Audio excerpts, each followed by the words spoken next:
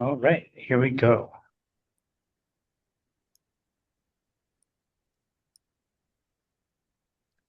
All right. So hi, everyone. My name is Jordan Crawley, and I have the honor of serving as the chair of the 34th District Democrats. Welcome to our January 2026 membership meeting.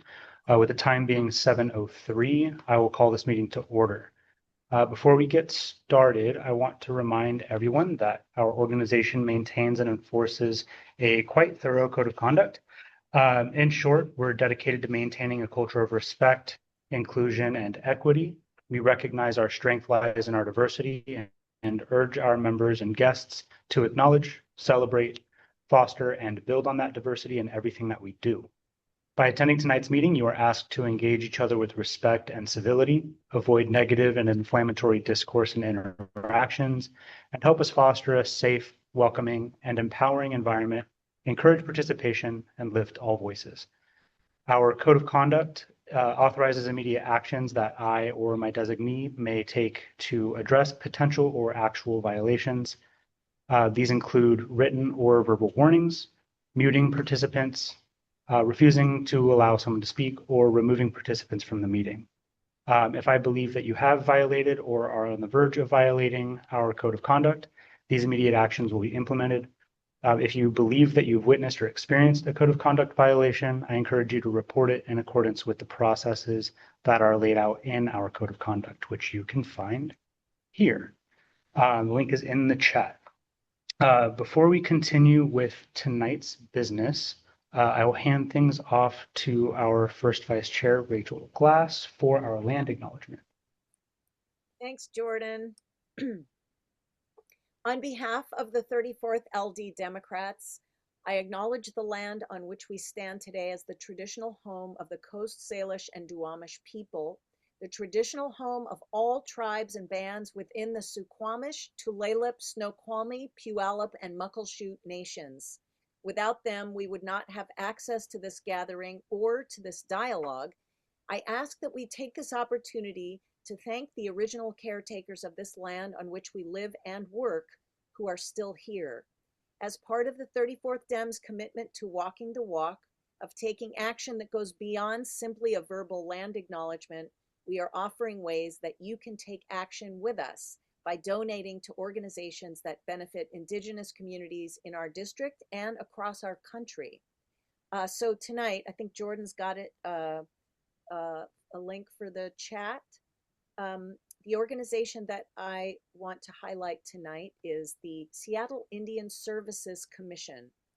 And we got that coming up in the chat there.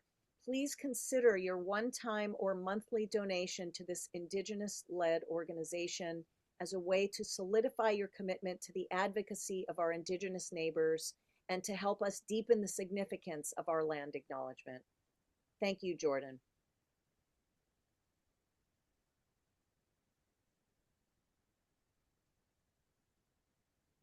All right, thank you, Rachel. Next is our consent agenda for this evening. For those who do not know, a consent agenda bundles routine, typically non-controversial items for member consideration. This is for the purpose of saving meeting time and also avoiding excessive discussion on matters which the vast majority of members tend to already agree. For each item on the consent agenda, I'll ask if there's any objection to adopting it as it's been presented. And if there are none, it will be considered and adopted without objection. If there are objections, we'll address them as they arise. The first item, these items are shared with our membership in each of the 2 weeks preceding our membership meeting to give folks time to review their contents before we get to our monthly meetings. And we always provide relevant links in our chat. So the first one being our membership meeting notes from November. I will drop that link in the chat now. Is there a motion to approve the November meeting minutes? So moved, Mosqueda. Thank you. Is there a second? Second, Rachel. Thank you. Is there any objection to adopting the November meeting minutes? Any objection to adopting the November meeting minutes? Seeing none, the November meeting minutes are adopted without objection. The next part of this is our agenda for this evening. This, as I said, was sent out in each of the last 2 weekly emails on Sundays. Is there a motion to approve tonight's agenda?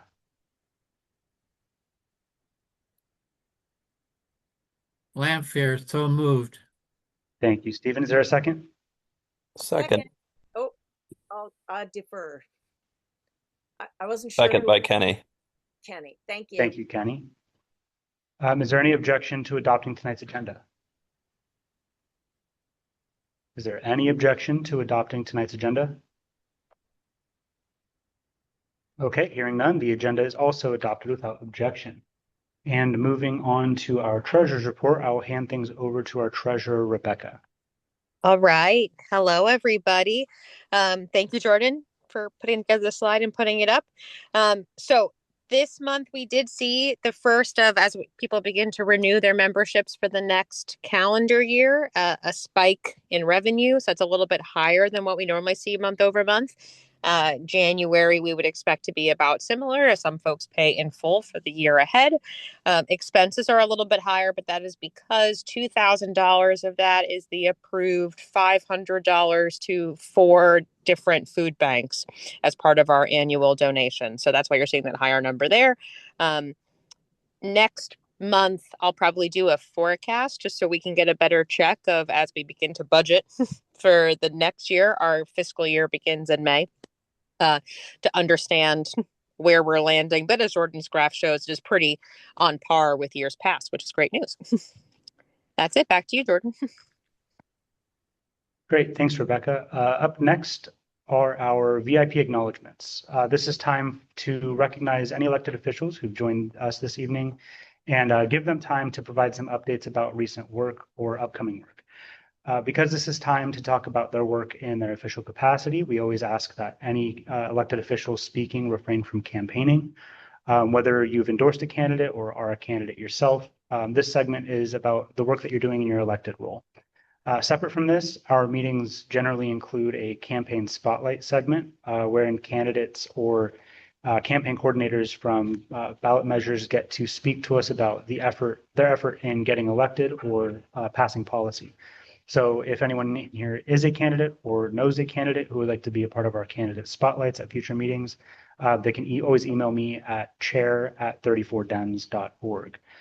With that, I think the only one that I saw with us tonight is our King County Council member, Teresa Mosqueda. So if you'd like to go ahead, the floor is yours. Well, thank you very much, Jordan. Hello, everyone. Good evening. Can you see me okay? The lighting is a little off here. Good evening. Thanks so much for all that you're doing. I really appreciated the presentation about basically universal health care for all Washingtonians before this. You all are on the cutting edge as always, trying to make sure that we're fighting for everybody to have their basic needs met, and healthcare is a human right. So thanks for doing that. I am excited that we have launched 2026 with a full council that includes 2 new council members and colleagues. We, for the first time, have a majority female King County Council. So it's a pretty historic moment in King County right now, and very thrilled that my colleague Rhonda Lewis has joined us, also the first Black woman to be sitting in that seat and on council. So it's an exciting year for us to stand up, to fight back. Just want to reiterate all our appreciation for all the work that you are doing in standing on the front lines, fighting for immigrant rights, fighting for basic human rights. And with our new Executive Zahalai, we are committed to protecting everyone's First Amendment right to speak up, to speak out, and to speak without fear. We will continue to be a sanctuary county. Councilmember Barron and myself enhanced our county policy mid-year last year. We are unapologetically a sanctuary county, and we will continue to do so in partnership with the City of Seattle and Washington State as well.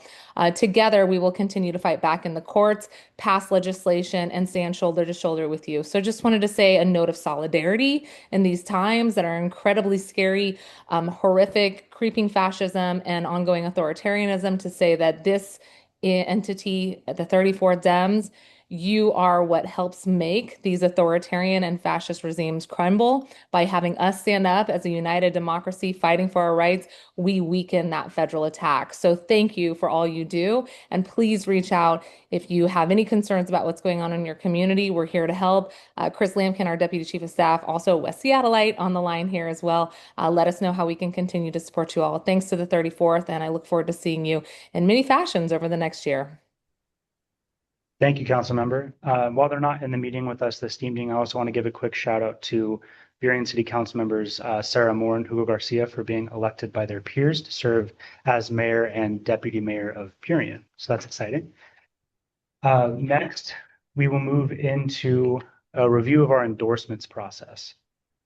First, we'll run through the kind of this whole list. So we'll go over meeting management, what makes an eligible candidate, who is an eligible voting member, and the process of making, debating, and voting on motions.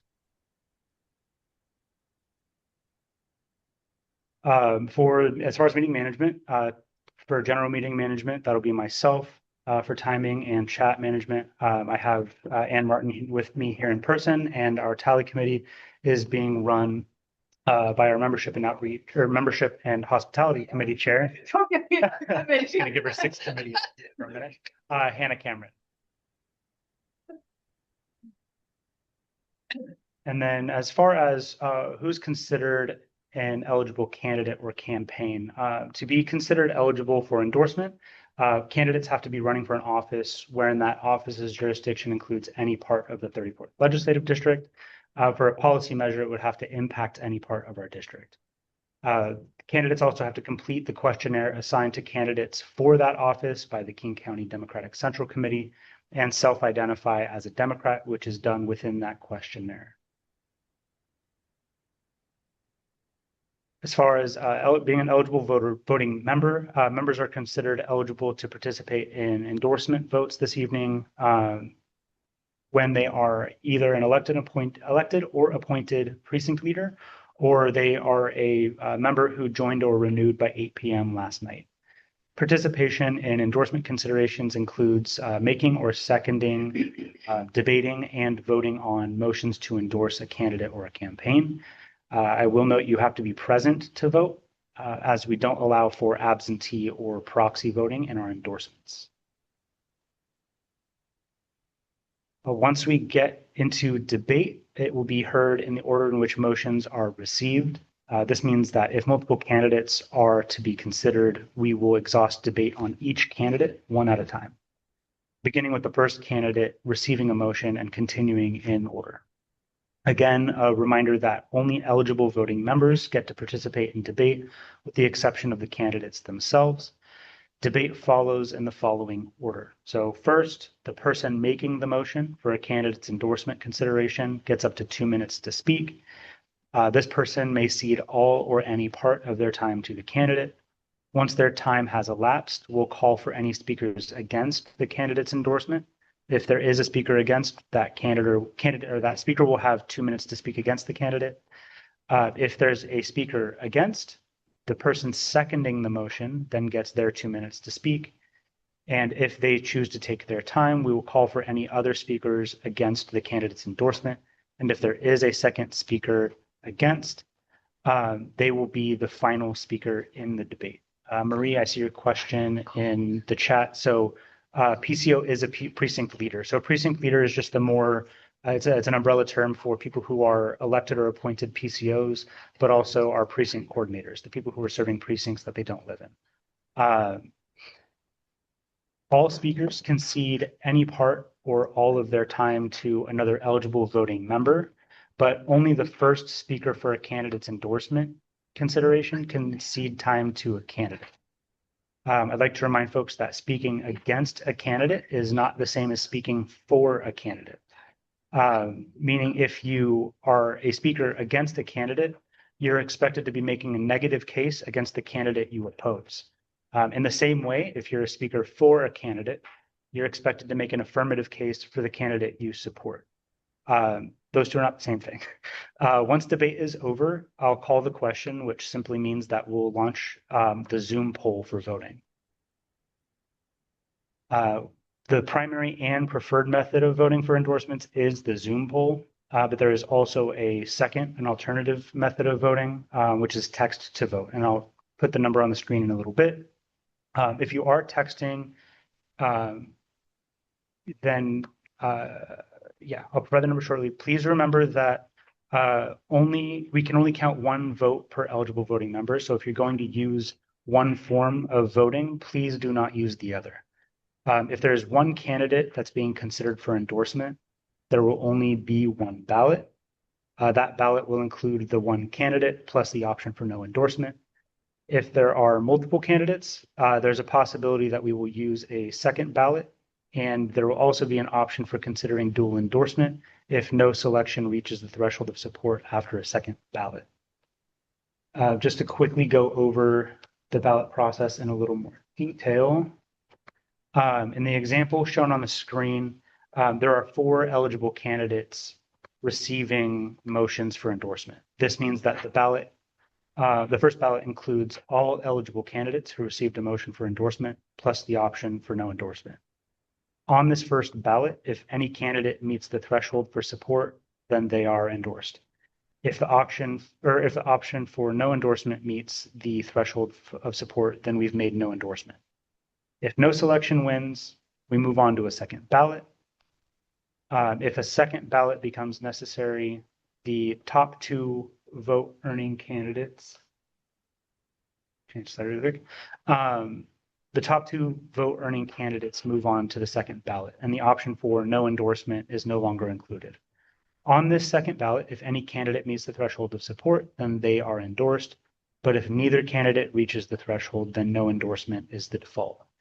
If after a second ballot is considered, no candidate earns the endorsement, then there's an opportunity for an eligible voting member to make a motion to consider dual endorsement. The only candidates eligible for consideration under a dual endorsement would be the 2 candidates who made it to the second ballot.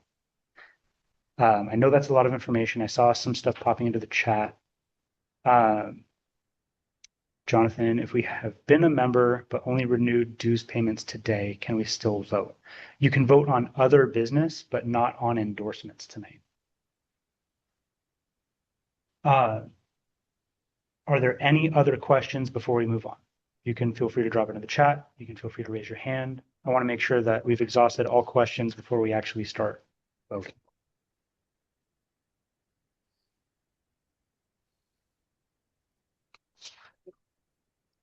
Yeah. And it says refresh, and I'm going, okay. Okay, you should be good to go. Okay. Okay, I'll ask a couple more times. Are there any other questions before we move on? I want to make sure nobody's confused once we get into this. Any questions? Okay, then we will continue. Tonight's endorsement consideration is for King Conservation District Supervisor District 3. The purpose of King Conservation District Supervisors is to research, envision, develop, and communicate a comprehensive conservation program. They administer conservation projects, provide assistance to address conservation priorities, build relationships with communities, organizations, agencies, and governments that lead to effective alliances, and attend monthly board meetings and events. The part of District 3 that is in our district includes Seattle and Vashon Island. As we receive motions and hear debate and vote on tonight's endorsements, please remember that to be considered during an endorsement, the candidate must receive a motion and a second. Please also remember that debate occurs in the order motions are received, and that debate will be followed by a vote, including only eligible voting members as participants. The threshold for support for endorsements in this race is 60%, and that's 60% of eligible voting members present and voting. The Zoom ballot, again, is our preferred method of voting. However, if you would like to use our alternate text to vote method, the number is now on your screen. That's 206-290-4076. With that, are there any motions to consider candidates for endorsement for King Conservation District Supervisor District 3? Gina, I see your hands up. Thank you, Chair Crawley. It's my honor to nominate Chris Porter for King Conservation District of Board of Supervisors District 3. Thank you, Gina. Is there a second? Anne, I see your hands up. Oops. You should. Yes, I second. Yes, I second the nomination. Thank you. Are there any other motions to endorse candidates for King Conservation District Supervisor District 3? Any other motions to endorse candidates for King Conservation District Supervisor District 3?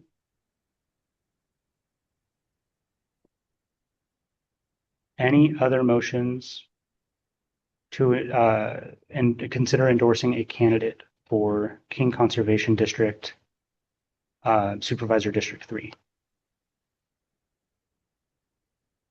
Okay, seeing none, we will move into debate. Gina, since it was your motion, the floor is yours. Great. Thank you again, Chair Crawley. My name is Gina Top. I am a proud member of the 34th District Democrats and a precinct committee officer. And I'm so honored to nominate Chris Porter for the King Conservation District Board of Supervisors District 3. When I think about leadership, especially in roles that are often work quietly behind the scenes, things we don't see a lot, I think about people who show up constantly with passion and creativity, and Chris Porter is exactly that kind of leader.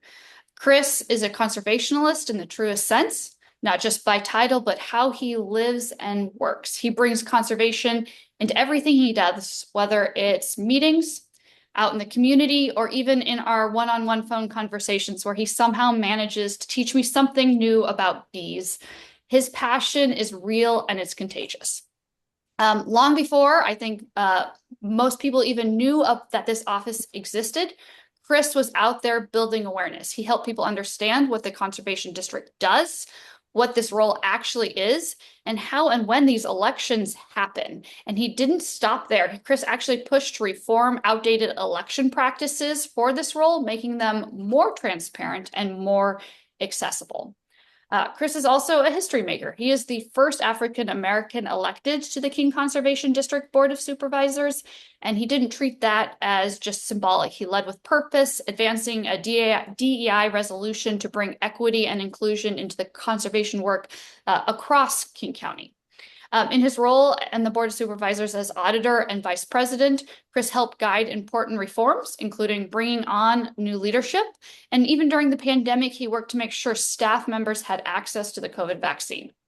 Chris Porter leads with integrity, vision, and heart, and I'm so proud to support him. And I ask that the 34th District Democrats endorse him for this role. Thank you. Big timing. Thank you, Gina. Are there any speakers against the motion to endorse Chris Porter for King Conservation District Supervisor District 3? Any speakers against the motion to endorse Chris Porter? Are there any motions against the endorsement of Chris Porter? Are any speakers against? Okay. Seeing none, we will go ahead and launch the poll.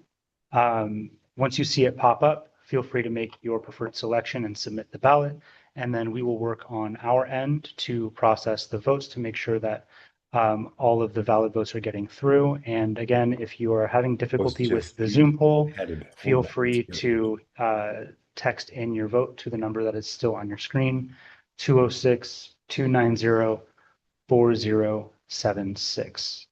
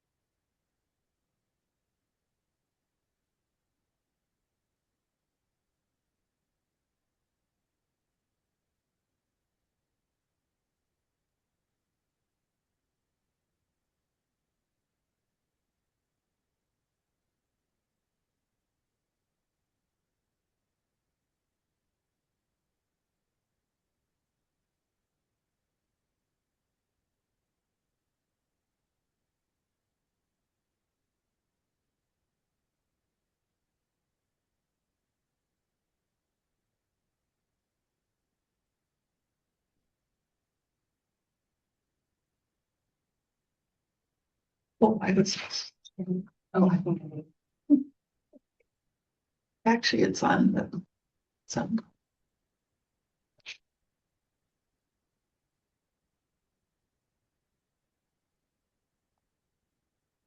Have the poll open for about another 15 seconds. So if you haven't gotten a chance to submit your vote, please do so.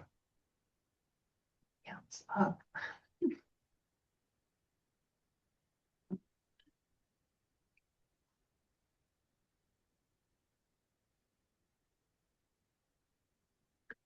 You can end it. You can download.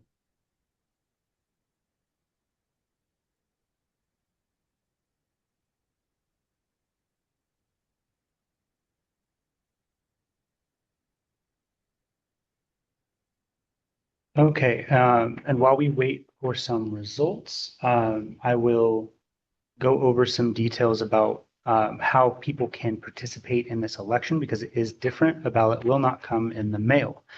So the first important thing to note is the people who get to vote in this supervisor district race. So because District 3, at least as it relates to the 34th Legislative District, includes our Seattle and Vashon precincts, only those people who live in our Seattle and Vashon precincts and are registered to vote will get to have access to the online ballot. The online ballot just means that it's a digital voting tool that's run by two organizations, OmniBallot and Democracy Live. And to access the ballot portal, you have to go to a website. And that website is vote.kingcd.org. Once you go there, you will verify your personal information and it should give you access to the portal. Once you can access the portal, you can mark your ballot and submit it online. Voting opens on January 20th and it will continue through February 10th. And we will be sending out reminders. Just because Chris is much more of an expert on these elections than I am. Chris, if there's anything I got wrong or that you want to add, please feel free. No, I think you got everything, but just remember, I want people to remember this is ballot access, not computer voting, and that it's King County Elections that manages the election, even though it's through ballot access. That's all.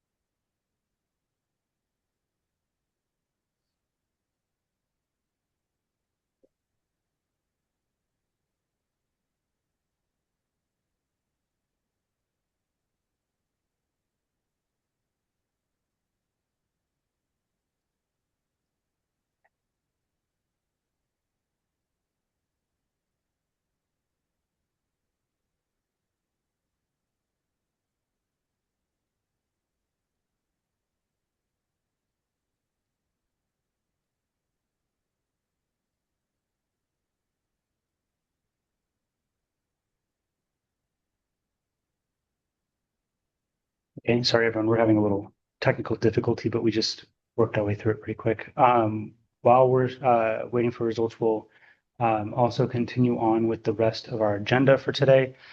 So up next, we have our ad hoc Nonviolent Resistance Committee Chair, Kenny Austin, to share a little bit about what work that committee is doing and what their goals are. So Kenny, feel free to take it away.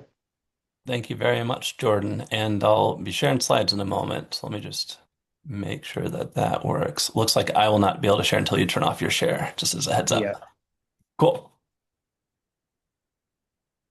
All right, thank you. So let's see, I'll let you go and get that turned off first. It's not giving me the stop share option. Huh. Oh, wait. Hmm. Well, my slides are not that important, so if you just have to listen to me, that's a-okay. I'll jump into it, and if the screen share comes on, I'll use it. Um, we all see what's happening out there. 7 months ago, thousands of National Guardsmen, Marines, and ICE agents occupied the streets of Los Angeles. Peaceful protesters were assaulted. One victim, a 79-year-old U.S. citizen, was hospitalized with broken ribs and brain damage. 4 months ago, Border Patrol agents rappelled from Black Hawk helicopters and leapt from unmarked trucks to storm a Chicago apartment complex at 1 a.m. They broke windows, they broke doors, they pulled American citizens from their bed, they pulled children from their bed and zip-tied them and detained them for hours without warrant. 1 week ago, an ICE agent in Minneapolis shot and murdered Renee Nicole Good, and we all saw it. 7 months ago, 4 months ago, 1 week ago, Los Angeles, Chicago, Minneapolis. How long until it happens here in Seattle? When I was younger, I would read about how a democratic Germany became a fascist Germany. And I would ask myself, what would I have done? Would I have spoken out when the free press was silenced? Would I have come to my neighbor's aid during the night of broken glass? Would I have sheltered the stranger when the Gestapo was on the hunt? Would I have had the courage to resist? Today, we get to decide if we have that courage. With Jordan's support and the 34th, we have launched a non-violent resistance committee. Last November, our mission is to research, plan, and lead a local, non-violent, democratic resistance that defends our community, our liberties, and our democracy. So we are prepared for when they come for us here in Seattle. And they will come for us here in Seattle. So what does this mean, everything I just said? How do we do that? First, the way we operate in our meetings is we identify risks we should prepare for. For example, what can we do when National Guardsmen are deployed to our streets? How can we respond when the president interferes with our coming midterms? Who can we call when ICE assaults our neighbors? Every time we meet, we add to this list of scenarios that we're concerned about, we review it, we brainstorm. And then committee members volunteer to do the research. And we don't have to reinvent the wheel here. We ask our vulnerable neighbors, what do you need? We talk to historians, legal experts, our peer-resistant groups in Seattle. What can be done? We track the news and call our friends in Chicago, DC, LA, Minneapolis, and we ask, what have you tried? What worked and what didn't work? And then we plan. What do we think would work here? Our plans take two forms. Individual advisories that say, if X happens, what are 3 do's? What are 3 don'ts? I'll share an example. Well, I don't know if I'll share an example in a minute. I'll talk through one, but it won't be on screen. These are for the vast majority of people who don't have time to attend a 1, 2, or 3-hour Zoom training session. What are the most essential things to know? 3 do's, 3 don'ts that are easier to remember. But if you want that deeper dive, these advisors will also have links out to deeper research or other resources if you want that double click. We're also creating organizational plans. What type of threat scenario would trigger a response from the 34th Dems as an organization, and what would that response be? And the research never ends. What worked 3 months ago might not work next month. We strive to keep on top of the administration's evolving tactics so that we can evolve our response. So I'll talk you through an example of one of those advisories and what it might look like. What do you do if you see ICE detaining or harming someone? Your 3 do's. First do would be text Wizen your location and what just happened. And I will share the number in chat, and I will encourage everyone to put it in their phones when I'm done talking. Wizen is the Washington Immigrant Solidarity Network. Supporting immigrants is their whole jam. They're the experts in the state, and almost every other group involved in it is related to them in some way. Text them what you're seeing, where you are, real quick, and they will dispatch a rapid response team that is trained in documenting and de-escalation and figuring out next steps to support the victim. So get the number when I share it, put it in your phone. But first step would be do text Wizen. Second step would be film what you're seeing and state what you're seeing while you do it. Get yourself in a horizontal mode, record any detail you can think to say out loud, say it out loud as well for the camera, where you are, the day, the number of agents, describe the victim. And if people tell you to back up, like ICE agents, then back up and say you're backing up, maybe even show your feet. But make sure that you are filming what happened. That's number 2. If you're going to do 2 things, 1, text Wizen, 2, film. And 3, blow your whistle. You may have heard of this tactic. It's rapidly growing in popularity. It came from Chicago. The idea that, and this is the thing to know about your whistle. If you see someone being detained, just a long blow. So if you're done, narrating or between narrating what you're recording, blow that whistle very loud, especially if there aren't many people around you when you witness something. This will get people out to check out what's that person blowing their whistle for, and you'll have more witnesses, more people to help document. So those would be your 3 do's. If you're going to do 3 things, do those 3 things. And then 3 don'ts, which is equally important. You don't want to do something that you shouldn't do. It could be dangerous for yourself, or it could be dangerous for the victim of ICE in that scenario. First thing, don't ask the victim for their personal information. It can be tempting. Who's your family? Where do they live? What's their number? Don't ask for that, because ICE will hear it and ICE will go get their family. So do not ask for that information out loud. 2, do not get within 6 feet of ICE officers, and don't let them get within 6 feet of you. We have seen that ICE agents that murder people are being protected. Keep yourself out of harm's way. Very important. Keep yourself at least 6 feet away. And 3, this one sounds surprising, but don't be mean to ICE. The reason I say that is there are many instances being reported of them taking it out on their victims 2 or 3-fold. So as tempting as it will be, don't be mean to ICE. They will take it out on the victim that you're trying to help. So those are 3 do's, those are 3 don'ts. That's an example of one of our advisories. And we're looking at many different scenarios. 3 do's, 3 don'ts, doing this kind of research. One thing I also want to call out, if I were able to say on my screen right now, it would be a very ugly looking advisory. If you have any graphic design experience, reach out. We'd love your help in making these advisories that look good, look clear, so that we can then share them, and they're easy for people to consume.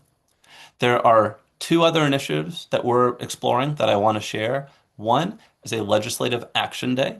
We're looking at February 27th. There are a handful of bills in Olympia right now being advanced to protect Washingtonians from the Trump administration. Things like anti-ICE masking laws, things like increased safe spaces where judicial warrants are required to enter them, and things like worker protection laws and worker notification laws when ICE comes sniffing around a workplace.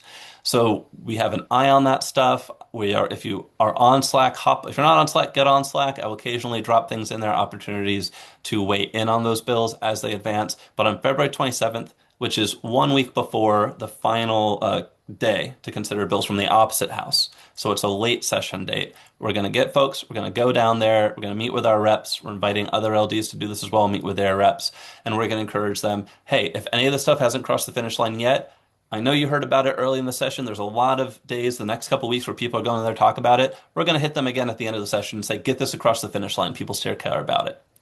Yes, I see someone asking in the chat. That's where I'm about to go next. We are definitely recruiting for this committee. I will drop an email for the committee in here. Jordan and I are also working on a webpage update for the committee, which will have an easy sign up. So I'll drop some join information in here shortly. I will also open up to questions in a minute.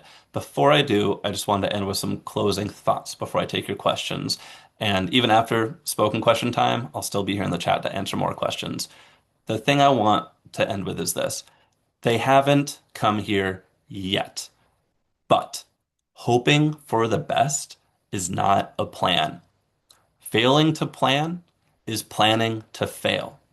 Let's be proactive. So yes, join me in Washington's first Democratic Nonviolent Resistance Committee. Let's research, let's plan, let's be an example other LDs can follow. Let's be prepared. Because today, as our rights and freedoms are threatened, I'm asking you, what will you do? But in 10, 20, 30 years down the road, you'll be sitting by a sunset with your child, your niece, nephew, or grandchild in your lap, and they're going to ask you a different question. They're going to ask you, what did you do? And the answer to that question just might determine the country they grow up in. So thank you. I open it up to questions.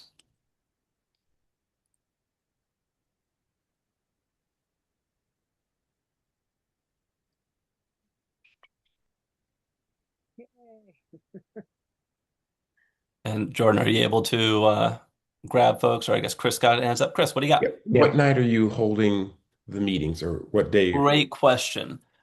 We have our meetings, our committee meetings, first and third Monday nights on Zoom, 7 to 8 p.m. So you want to join the committee? I will simply Monday send you the calendar invite for those meetings, and you can join as you're able. We also do some, since those are on Zoom, and it's hard to develop a real sense of community on Zoom, we do in-person activities. We have one coffee in person a month, a Sunday morning at CNP Coffee.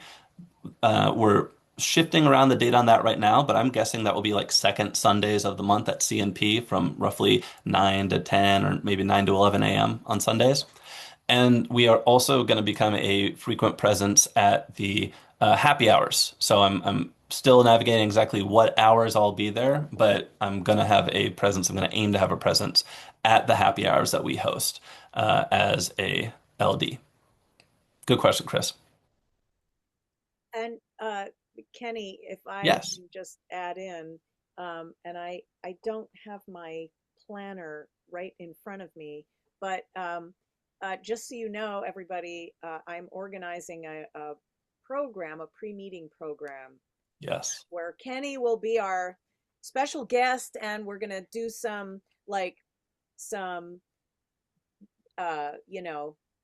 woohoo inspiring, empowering activities, and just to get people more involved, or to even, have them join or whatever. But that is coming. It's coming down the pike. So just keep your eyes open for a pre-program that I'm going to be organizing with Kenny, to get us more information and more involvement with this.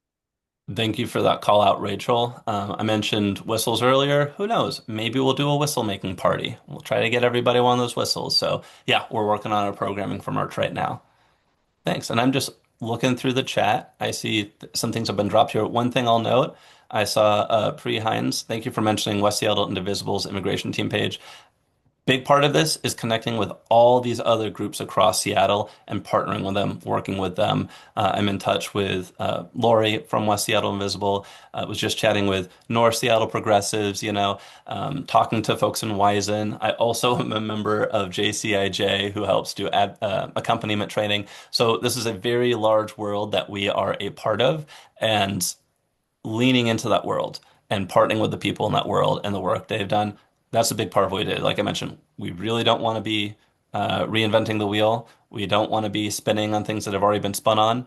We want to partner with folks and help elevate and share what's out there. Annie, can you just confirm and clarify what JCIG is? Yeah, JCI, Jewish Coalition for Immigrant Justice. It is a Jewish immigrant support group, and they are kind of under the Wizen umbrella, that Washington Immigrant Solidarity Network. Almost any group touching immigration kind of ladders up and formed a coalition that Wizen was born from many years ago, back in, I think, Trump 1.0. Thank you. Yeah, and I see Anne mentioning that I'm very much looking forward to that, speaking at the West Seattle Democratic Women in February 26th. So really excited. And Anne, thank you so much for that invitation and for sharing that here.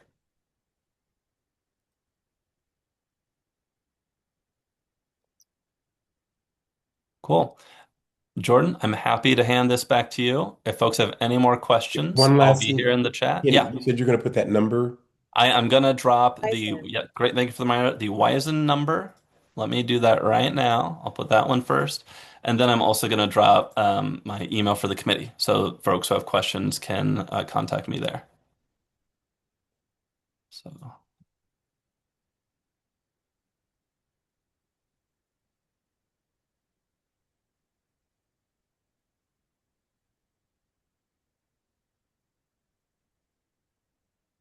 okay, that's the Wizen number. And Thank you.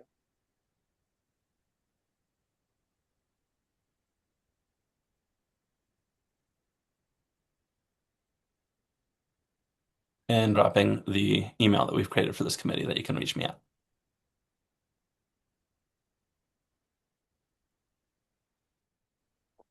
Cool. Great. That was me. Thank you, Kenny. Thank you all. Thank you for all of your incredible work. I'm looking forward to being part of the committee moving forward and offering some much needed assistance to our communities. For those who have actually, before we move on to this next thing, endorsements update.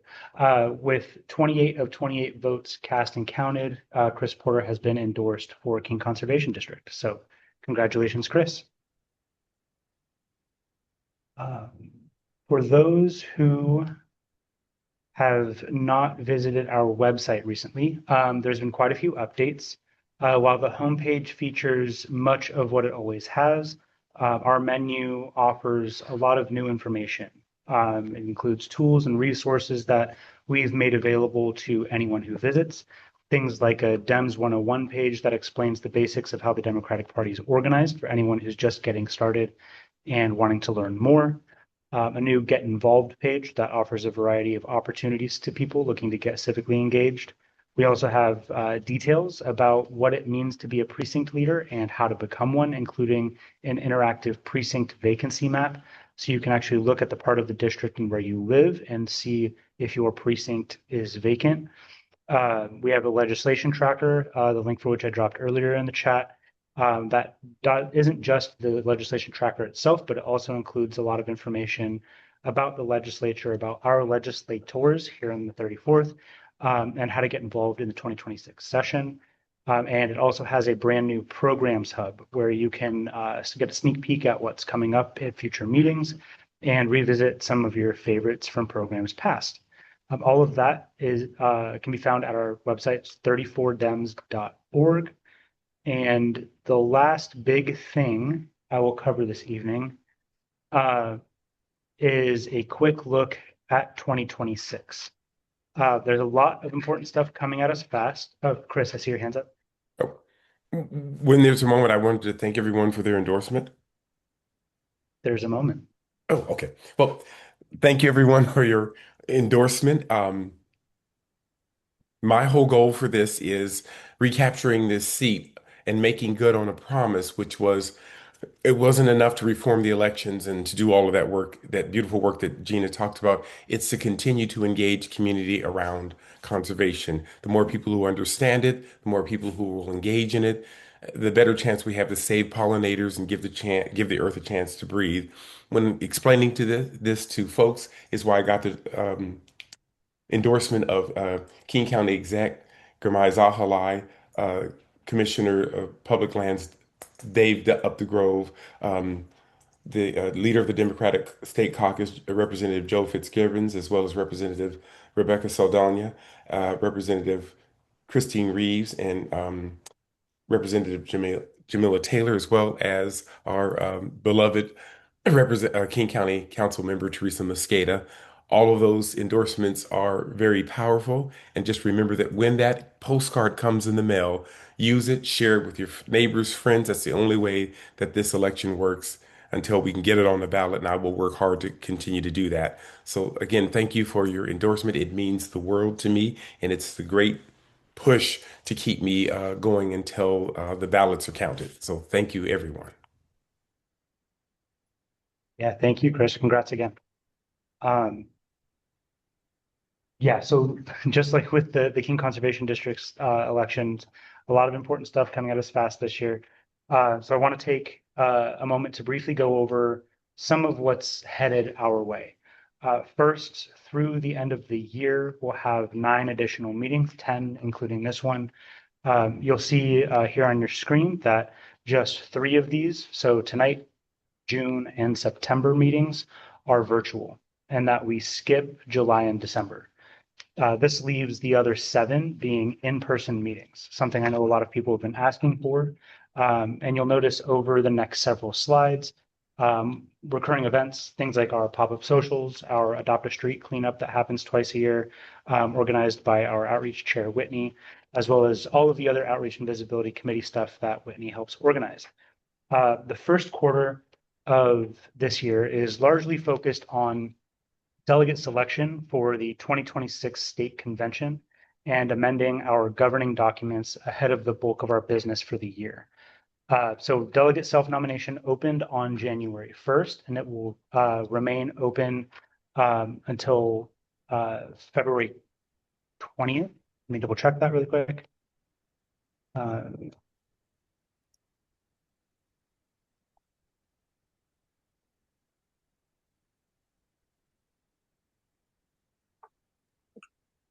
Yes, February 20th, 5 p.m. on February 20th. And we will have we have a lobby day coming up this coming Monday, MLK Day, January 19th. That's joining with Washington Community Action Network and House Our Neighbors, which is the campaign that was behind the social housing initiative here in the city of Seattle. We have the special election, including the King Conservation District election, opens up. Through one of our portals on our website, you can access how to run for delegate trainings, which helps you get in touch with all of everything you would want to know about being a delegate. And it's directly through the state party. Delegate self-nomination, I mentioned, closes on February 20th at 5 p.m. So if you're interested, please go get self-nominate. Then we'll have a delegate forum, which the details of which are still being worked out, but it will be on February 25th. We will then also have our lobby day with our Nonviolent Resistance Committee, followed by pop-up socials, and delegate selection is actually scheduled for Sunday, March 1st. With all of the delegate selection stuff, we'll send out updates via email. We'll make sure that everybody is as informed as possible when it comes to being prepared for all of that work. And then once we get into the month of March, between our March and April meetings, we'll have our delegation meeting and our delegation leadership meeting. Heading into the second quarter, that's largely going to be focused on preparing for the convention itself, as well as all of our election-related work, specifically with endorsements in June. We'll also have some community events coming up and our annual fundraiser. And then the state convention itself starts Friday, June 19th, and the actual general session is on Sunday, June 21st.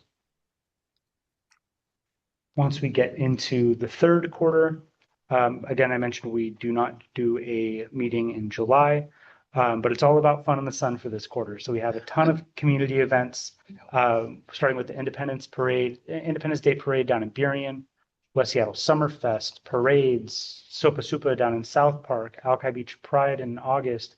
We have Fiestas Patrias down in South Park, B-Town Fiesta in Burien. It's just almost every week, it seems like, if not 2 or 3 times a week, we have community events over these 3 months. So it's a really exciting time to be involved. And then heading into the fourth and final quarter of 2026, it's all about rounding the corner on the midterm elections and then closing out our year. Over these 3 months, we'll begin our leadership transitions into the 2027-2028 biennium, and then cap things off for the year with our final pop-up social and our end of the year service project. We'll be posting about all of this and more on social media, sharing it out in emails, and then keeping current information on our website so that nobody misses a thing. But the baseline is that no matter what civic engagement looks like to you, that there will be opportunities to jump in here in the 34th throughout 2026, and I'm very excited for all of them. For some quick reminders before we open up for questions about this quick glance at 2026, please make sure that everyone you know and yourself either begins or renews their membership in order to vote on business, especially endorsements and our delegation to the state convention. You have to be a member to vote on those things. And I will put the membership link in the chat right now to the 2026 membership form. And did you have your hand up for something? I did. Okay. Okay, well, and just if anyone has questions or wants to know if they did or didn't, they're welcome to reach out to me on Slack or shoot an email to membership@34dems.org. Happy to help. Okay. I didn't hear you mention that PCO filing is filing with Yes. Seems like that's a pretty important. Yeah, Thank so you. so we have filing week for candidates is always the first week in May, starting the first Monday in May and ending the next Friday. And for even years, filing week is also inclusive of precinct committee officers. So whether you are or are not a precinct committee officer, now when we get to filing week in May, that is the time to really jump in and get elected to that position. And that the term for those folks will start December 1st of this year and then continue for the 2 years after that. Chris, go ahead. Two things. One, I forgot to mention, I have a website and I just put it's in the chat, but I'll put it again in the chat. But two, did you cover the where we are with membership, paid memberships? I know you do at the meeting, but where we are now with them? I did not cover where we are so far into 2026, but Chris, I can chime in because I was pulling all of that data to be able to verify all of the votes tonight. So right now we have 151 members. That includes all of our PCOs. So that number seems really large. But right now we only have 68 of those members who are dues paying. 47 of those being non-PCOs. So right now the non-PCOs that y'all are doing awesome in signing up, but it takes money to pay for the Zoom. It takes money to support our candidates, and signing up to be a member, whether and paying dues whether you're a PCO or not, is just one of the great ways that you can support all of the awesome work that we're doing. Whether it's Kenny's new committee or all of these awesome outreach items that Jordan just went over. So I highly recommend that you all go sign up and help fund the really great work that, as I think you all can see, we are trying to line up for this year. Thanks, Hannah. Also, I encourage everyone to go be a delegate. I think I mentioned it 2 or 3 times already, but here's a link in the chat. This link takes you to a page on our website where you can get all of the information you need to know about being a delegate. You can read up on if you really want to get into it, the delegate selection and affirmative action plan. You can start reading that and nerd out on the whole process, but everything's there. So feel free to check out that link. Self-nomination, again, is February 20th. It ends February 20th at 5 p.m. The direct link to self-nominate is on that webpage. So if you're interested, make sure you have a plan to go complete the form and get it in on time. Next, one of our biggest priorities this year is, and we already went over it, is the PCO deadline. Being a PCO is one of the most important roles in the party. As a PCO, you are on the front lines of winning elections up and down the ballot. But more importantly, you're also the main point of contact of information for any voters in your neighborhood and within the Democratic Party, getting to know them, getting to know their families, their priorities. You show up, you listen, you encourage them to vote, you make sure that they're taken care of, you help connect them with resources, you make sure that our party reflects and represents their voices and values. Now more than ever, face-to-face conversations with neighbors have a critical role to play in fixing our politics and repairing our social fabric. So if you want to learn more about being a PCO, or just finding PCO resources, or as I mentioned, viewing our vacancy map, you can go to 34dems.org/precinct-leadership. Link is in the chat. And finally, let's talk about, just one of the reminders, how change makes sense. So whether you're a member or not, one way you can support the work of the organization is by helping fund it. As Hannah was mentioning, this was started by our first Vice Chair, Rachel Glass, during Barack Obama's 2008 presidential campaign. And these one-time contributions help keep the organization moving, getting Democrats elected to public office, using our progressive voice to influence policy, and supporting a broad network of community organizations to lift up our district. Even a few dollars can go a long way in getting things done. It takes tens of thousands of dollars and even more volunteer hours to accomplish everything that we do, whether that's supporting candidates, coordinating or supporting lobby days, joining or hosting outreach opportunities, lifting up other community organizations, assisting our neighbors through difficult times, participating in the state convention like we will this year, or again, like we will be getting to this year, getting back to in-person meetings.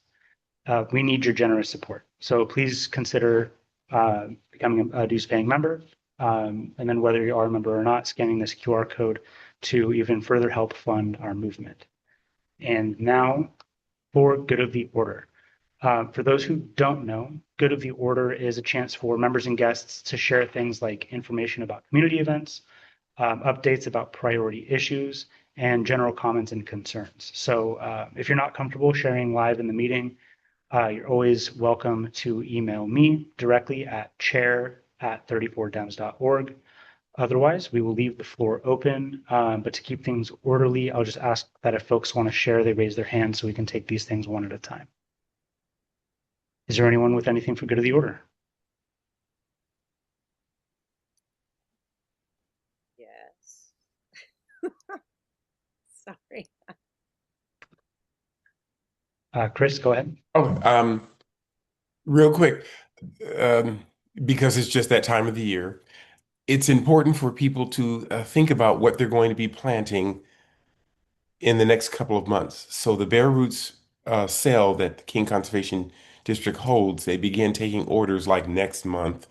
So that's really important to get your orders in and thinking about the garden that you want to have this spring and summer, as I always do. So just a heads up that Bare Roots sale is happening, and I'll put the website in the chat. But it's a great way to jump into spring and get things started. Thanks. Thank you, Chris. Rachel, go ahead. Hi, everybody.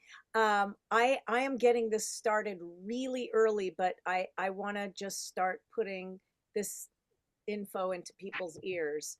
You may remember that last summer I organized, with the help of many wonderful 34th members, Bend It Like Booker, which is a big community event, and it was inspired by Senator Cory Booker's 25-hour marathon speech. I was so inspired, I wanted to do something like that, but instead of having one person speak for 25 hours, I wanted to have the whole community speak. And so I'm working already right now, starting to talk to folks who might have some really unique and interesting information to share, and they will be our guest speakers. Last summer we had 35 speakers, but I thought if we surpass that, all the better. So where you all come in, besides the fact that I will be getting more information out as the year progresses, so I do hope that you attend, and you can attend in person. Our location is still TBD. You can attend in person, or you can watch the live stream. And so that we will live stream the entire event. So if you are not able to be in person, you can watch the event. The other thing that I would love to have y'all's help on is that so not only are we having speakers, we are going to have artists, poets, musicians. We're trying to really have a wide range of what our community looks like and how our community presents and stands up and speaks out. So one of the other things is we have some professional actors who are going to be reading stories from the community. If you or someone you know